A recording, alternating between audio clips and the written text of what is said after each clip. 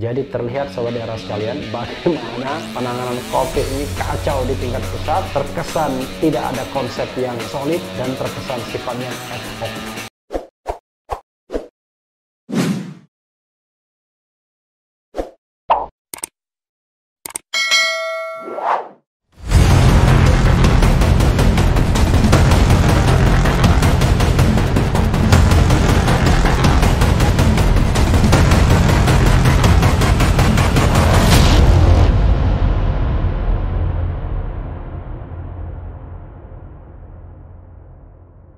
Assalamualaikum warahmatullahi wabarakatuh, sobat RH sekalian. Jumpa lagi kita di channel yang keren ini, Keren Cadas.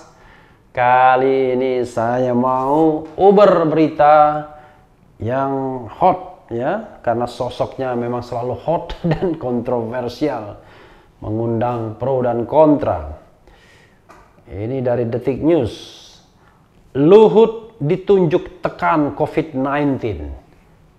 PDIP .2, beliau ahli kendalikan Pangdam Kapolda. Luar biasa, melawan COVID-19 perlu menteri segala urusan. Jakarta. Wakil Ketua Komite Penanganan COVID-19 dan Pemulihan Ekonomi Nasional KPCPEN Luhut Binsar Panjaitan ditunjuk Presiden Joko Widodo untuk menekan penyebaran virus corona COVID-19 di 9 provinsi. Anggota Komisi 9 DPR RI fraksi PDIP Rahmat Handoyo menilai langkah Jokowi tepat. Jadi ini agak dilematis bagi PDIP ya. Kalau tidak mengatakan Jokowi baik, tepat, maka bermasalah. Karena Jokowi adalah presiden yang di-endorse, yang didukung oleh PDIP. Tapi masalahnya ini Luhut Binsar Panjaitan yang kita semua tahu PDIP nggak cocok ya. Terutama Mbak Mega ya. Saya kira nggak masalah ya penunjukan presiden kepada Pak Luhut. Karena yang saya dapat informasi, Pak Luhut dalam rangka berkoordinasi kepada Pangdam, berkoordinasi kepada Kapolda terhadap 8 provinsi itu, kata Handoyo kepada wartawan Selasa 15 September 2020. Luar biasa ya. Tapi ini 9 provinsi atau 8 provinsi? Karena di atas 9, ini 8. Handoyo mengatakan Luhut memiliki kapasitas menekan penyebaran corona melalui operasi justisi. Luhut dinilai memiliki keahlian dalam berkoordinasi dengan Pangdam dan Kapolda. Ini aneh ya. Kalau koordinasi dengan Pangdam dan Kapolda, kenapa nggak disuruh saja Kapolri dan Panglima TNI, kan mereka pejabat yang langsung di bawah presiden dan langsung bisa diperintahkan presiden. It's okay lah ya. Nah, ketika sudah penerapan dan berkoordinasi masalah justisi, masalah hukum, tentu kapasitasnya Pak Luhut. Dan kebetulan di dalamnya Pak Luhut masuk dalam tim pengendalian COVID-19. Ini Menko Maritim dan Investasi, kaitannya dengan yang seperti ini. It's okay, nggak apa-apa ya. Karena ini kan soal a matter of trust ya. Jadi soal kepercayaan. Kepercayaan Jokowi maksudnya kepada Luhut. Jadi saya kira nggak masalah. Justru yang tepat karena beliau memang ahlinya bagaimana mengendalikan Pangdam, bagaimana mengendalikan Kapolda, ujarnya. Luar biasa. Pangdam dikendalikan oleh Luhut Binsar Panjaitan, Kapolda juga. Bukannya Pangdam dan Kapolda harus tunduk pada Kapolri dan Panglima TNI ya. Handoyo menilai penunjukan Luhut oleh Jokowi tepat dalam rangka menegakkan disiplin masyarakat. Sebab, kata Handoyo, budaya hidup baru dengan disiplin protokol kesehatan di masyarakat masih kurang. Ya kenapa nggak disuruh keluar rumah kalau perlu saja dan lockdown sisanya. Tapi kan pemerintah nggak kuat kalau lockdown rumah ya. Kalau masih memberikan kesempatan bisa berpergian ya susah memang. Justru kita support, kita kasih apresiasi Presiden segera mengendalikan COVID dari sisi proses penegakan. Karena selama ini yang menjadi keluhan masyarakat dan dalam tanda petik belum terkendali karena memang kita kedisiplinannya memang kurang sekali. Ini paling gampang menyalahkan masyarakat ya. Masyarakat itu tergantung pemerintahnya. Kalau pemerintahnya konsisten, law enforcement-nya berjalan dengan baik, ya masyarakat pasti akan nurut ya. Sehingga budaya hidup baru disiplin kita masih belum ditegakkan dengan baik. Nah, disinilah Pak Luhut berperan dalam rangka mengkoordinasikan untuk bisa berkoordinasi dengan Kapolda, dengan jajarannya, Pangdam dengan jajaran. Saya kira tepat ujarnya, luar biasa. Masih politik patronase kita ini ya, tergantung siapa yang ditugaskan. Kalau kita bicara tentang pembentukan sistem yang baik, ya kalau perintah presiden ya bisa melalui Panglima TNI ke Pangdam, lalu dari presiden ke Kapolri, Kapolri ke Kapolda, dan harus clear, selesai. Kan paling gampang sebenarnya. Karena ini adalah institusi-institusi yang harusnya disiplin dan tidak ada balelonya. Kenapa harus melalui orang lain ya? Lalu bagaimana dengan peran Menkes Terawan Agus Putranto? Handoyo mengatakan Terawan mengurusi sisi teknis kesehatan. Handoyo menyebut Terawan bekerja dalam proses penemuan dan pengorganisasian vaksin. Nah, pertanyaannya kemudian, kenapa tidak Pak Menkes? Pak Menkes kan posisinya dari sisi teknis kesehatan. Pak Menkes kan tidak dari sisi penegakan disiplin hukumnya.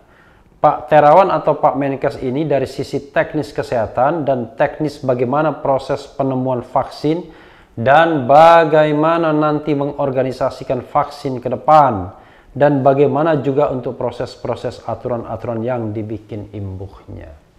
Padahal kalau kita lihat undang-undangnya ya semuanya pengendalian COVID itu ya mulai dari hulu dan hilir, dan dalam melakukan tindakannya Menkes atau Kementerian Kesehatan bisa didukung oleh aparat. Jadi aparat itu mendukung Menkes, bukan seperti ini. It's okay ya. Sebelumnya, Presiden Jokowi memerintahkan Menko Kemaritiman dan Investasi sekaligus Wakil Ketua Komite Penanganan COVID-19 dan Pemulihan Ekonomi Nasional KPC PEN, Luhut Binsar Panjaitan dan Kepala Satgas COVID-19 Doni Monardo berfokus menangani Corona COVID-19 di 8 provinsi. Jokowi memberikan target 2 minggu agar kasus corona di 8 daerah tersebut turun ya. 2 minggu itu kan 14 hari.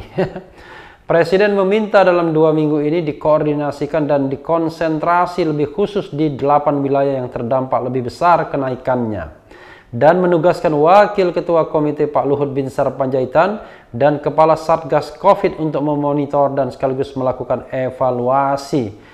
Kata Ketua KPC PEN Airlangga Hartarto dalam konferensi pers yang disiarkan di akun YouTube Sekretariat Kabinet Senin 14 September. Luar biasa.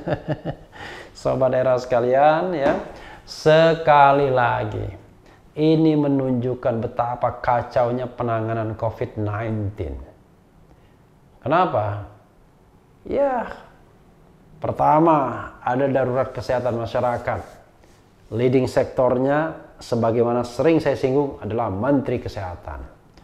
Rupanya performa Menteri Kesehatan dianggap tidak begitu cukup memadai untuk mengendalikan semua masalah ini, yang sebenarnya dalam Undang-Undang Kekarantinaan Kesehatan itu tidak terpikirkan bahwa akan ada COVID-19 di mana pandemi ini ternyata menyeluruh di seantero republik ini. Jadi paradigmanya adalah ada di suatu daerah terkena pandemi, lalu daerah tersebut diisolasi, dikarantina, tapi ternyata ini seluruh Indonesia, ya 1-2 tempat saja yang tidak. Tapi kalau bicara provinsi besarannya semua kena. Karena itu sobat daerah sekalian, kapasitasnya dianggap tidak cukup, maka dilakukan deklarasi tentang darurat bencana nasional, BNPB yang turun tangan, Badan Nasional Penanggulangan Bencana, yang dikepalai oleh Doni Monardo, seorang letnan jenderal. Ternyata ini pun tidak berjalan secara baik juga dianggap. Ya terbukti, Presiden Jokowi membuat yang namanya Komite Pengendalian COVID dan Pemulihan Ekonomi Nasional KPC PEN yang diketuai oleh Airlangga Hartarto dengan dasar Kepres. Nanti dilihat lagi ya, Kepres 82 tahun 2020. Padahal Kepres kan di bawah undang-undang levelnya. Tapi yang jelas di dalam Kepres ini, Ketua KPCPEN-nya adalah Menteri Koordinator Perekonomian Airlangga Hartarto dengan wakil-wakil ketuanya Menko Maritim Investasi Luhut Binsar Panjaitan, Menko Pembangunan Sumber Daya Manusia Muhadjir Effendi, Menko Hukum Politik dan Keamanan Mahfud MD, lalu kemudian di situ juga ada Menteri Kesehatan sebagai anggota, dan pelaksana hariannya adalah Menteri Erick Thohir, yaitu Menteri BUMN, di mana pelaksana harian ini membawahi 2 satgas, Satuan Tugas Penanganan COVID dan Satuan Tugas Pemulihan Ekonomi. Satuan Tugas Penanganan COVID diketuai oleh Doni Monardo, Satuan Tugas Pemulihan Ekonomi diketuai oleh Budi Sadikin. Mereka anak buah Erick Thohir. Tapi ternyata tidak cukup. Erick Thohir menggandeng Andika Perkasa, Kasat, sebagai wakil ketua pelaksana harian ini. Tiba-tiba sekarang ada Luhut Binsar Panjaitan yang disuruh mengendalikan 8 atau 9 provinsi. Jadi terlihat sobat daerah sekalian bagaimana penanganan COVID ini kacau di tingkat pusat, terkesan tidak ada konsep yang solid, dan terkesan sifatnya ad hoc. Ya tadi itu, karena dari awal tidak jelas mau mengendalikan COVID atau mau memulihkan ekonomi. Mungkin awalnya para pembesar negeri ini berpikir, COVID bisa ditanggulangi sambil menanggulangi masalah ekonomi. Ternyata tidak, serius sekali. Sehingga Presiden Jokowi pun mengeluarkan sebuah pernyataan bahwa ekonomi tidak bisa restart kalau COVID tidak bisa ditangani, kesehatan tidak bisa ditangani terlebih dulu. Nah, inilah yang ditangkap oleh Anies Baswedan, Gubernur DKI, dengan menerapkan PSBB lagi, yang justru dikritik oleh menteri-menteri Jokowi sendiri, termasuk Airlangga Hartarto. Menteri Perdagangan juga, Menteri Perindustrian juga, bahkan Wakil Menteri Luar Negeri juga ikut mengkritik. Bahkan juga Gubernur dan Wali Kota ikut mengkritik. Untunglah Ridwan Kamil balik dan mendukung PSBB Jakarta dengan memerintahkan daerah penyangga yang merupakan wilayah kekuasaannya, Bogor, Depok, Bekasi, untuk bekerja sama. Walaupun wacana yang dikembangkan bukan PSBB tapi PSBM, pembatasan sosial berskala mikro, bukan besar.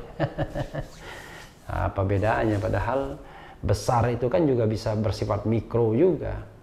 Jadi ada pembatasan, tapi basisnya juga bisa dari kampung ke kampung. Jadi sobat RH sekalian, ya, kita tidak tahu kalau penanganan COVID-nya seperti ini sangat ad hoc, sangat tergantung siapa yang dipercaya oleh Presiden Jokowi, sangat bergantung bagaimana kita melakukan pemaksaan dengan rezim-rezim yang koersif, ya, seperti alat-alat negara TNI Polri. Ini menunjukkan bahwa seolah-olah kita ini problem terbesar COVID-19 ini ada di masyarakat. Padahal nggak begitu. Problem terbesar justru di pemerintah sendiri. Dalam beberapa kesempatan saya menyebutkan 4 kelemahan pemerintah. 1, terkesan meremehkan. 2, terlambat penanganan.